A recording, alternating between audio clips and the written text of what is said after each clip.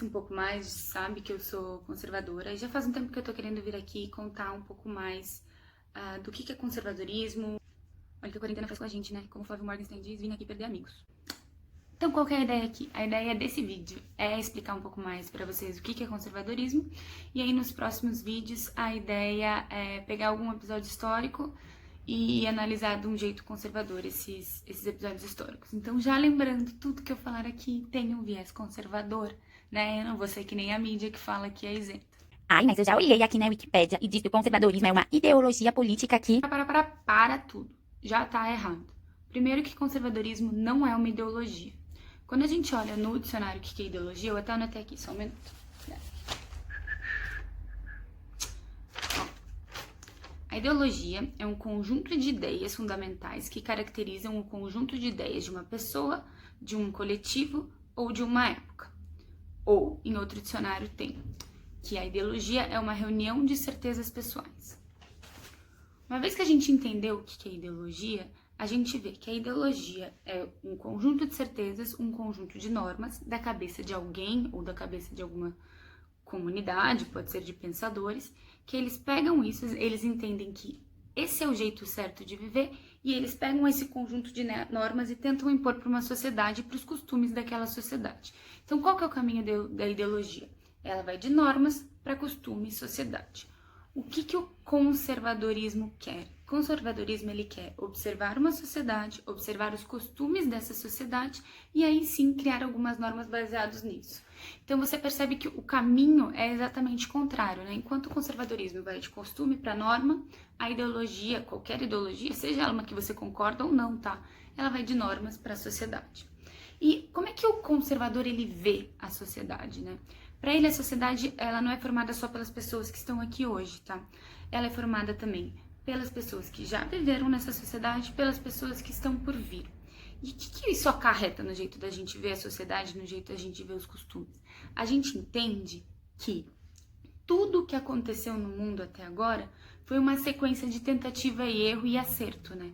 Então, ali a gente tem um capital de experiência que não pode ser deixado de lado, né? Então, a gente tem que olhar para aquilo e falar, puta, a gente já errou aqui, a gente já acertou aqui, a gente fez desse jeito por alguma razão. Então, não adianta nada eu vir aqui com ideias da minha cabeça que não tem nada a ver com isso e tentar impor para essa sociedade, porque ela tem, né, esse capital de experiência. Ah, pronto. Agora vem um bando de gente careta que não gosta de mudança e tenta embasar a teoria em alguma coisa. Bom, tudo isso não quer dizer que o conservador ele não gosta de mudanças, que ele é um cara que quer viver no passado. Isso aí é um reacionário, tá, gente? Depois vocês podem pesquisar isso. O que é conservadorismo, né? A gente não tem uma definição e até o Bruno Garchagen, ele diz que os conservadores eles meio que se recusam a colocar uma definição.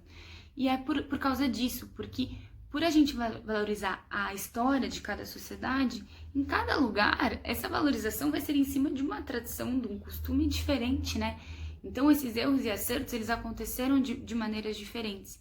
E também o conservadorismo, ele se preocupa muito em não criar normas estáticas e ideológicas, porque senão ele vira uma regra e uma outra ideologia como as outras, né?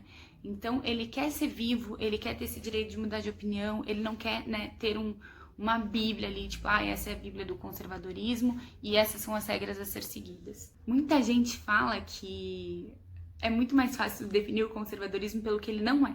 Então, ele não é uma ideologia, ele não é idealista, ele não pretende solucionar todos os problemas, né, da sociedade e ele não tem um plano de poder de governo, né? Então, ele é muito cético a ideias e ideais muito diferentes do que a sociedade tem hoje. Porque ele, assim, a gente já tem, né, quantos milhões de anos a gente tem de humanidade, né? Isso tem que ter servido para alguma coisa. E a gente tem também um pensamento hoje de que tudo que a gente tem hoje é melhor do que no passado.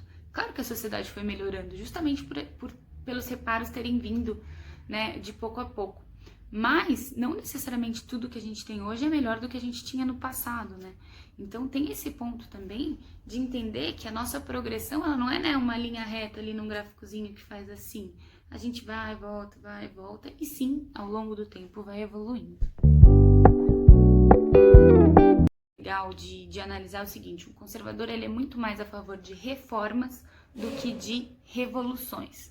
Então, até o Caio Coppola ele fez uma análise na Jovem Pan uma vez que eu achei a melhor possível. Então, até tentei pensar em outra, mas acho que essa já serve. Pensa numa família que tá com alguns problemas estruturais na casa dela, né? O conservador, o que ele vai querer? Ele vai manter essa família morando lá dentro e vai fazer os ajustes necessários na casa deles para aumentar, se eles precisarem, para reparar os problemas estruturais e tal. Um cara que é a favor de revolução, que normalmente são os progressistas, ele vai simplesmente derrubar essa casa, essa família ela vai ficar sem onde morar por um tempo e construir uma nova do jeito que eles entendem que é melhor. E eu não tô aqui fazendo defesa de o que é melhor, derrubar a casa e construir uma nova ou simplesmente reformar a casa, tá? Mas o conservador, ele pensa assim, essa família, ela não tem onde morar, ela tem que continuar morando ali dentro e eu tenho que entender dela o que realmente é necessário ajuste. Acho que uma curiosidade legal de contar aqui é que o Edmund Burke, que é justamente o pai do conservadorismo moderno, ele era um liberal, né? Ele fazia parte do partido dos Whigs, que era o partido liberal da Inglaterra, né? E então o conservadorismo ele tem muito do liberalismo, né? Principalmente quando você olha numa visão econômica. Então ele é a favor do Estado enxuto, assim como o liberalismo. Ele é a favor da propriedade privada, ele é a favor de baixos impostos, ele é a favor das liberdades individuais, ele é a favor da pluralidade de religiões, ele é a favor da divisão de poderes, tá? Então, aí ele é muito parecido com o liberalismo. A grande diferença dele é o jeito que ele vê a sociedade, como eu expliquei antes, né? Ele entende que a sociedade tem sim uma tradição e que essa tradição tem que nos ensinar alguma coisa. Mesmo que ela seja mudada em algum momento, ou que seja para ela ser mudada porque ela tem algumas injustiças, a gente tem que olhar para ela como um capital de experiência, né? Então tem erros e acertos ali e a gente não pode simplesmente negar tudo aquilo e caminhar como se nunca tivesse tido um ontem. O que o conservador valoriza? Ele valoriza a vida, ele valoriza a propriedade privada, ele valoriza os costumes, ele valoriza a liberdade, como eu falei aqui, e ele também valoriza as instituições autônomas. O que são instituições autônomas?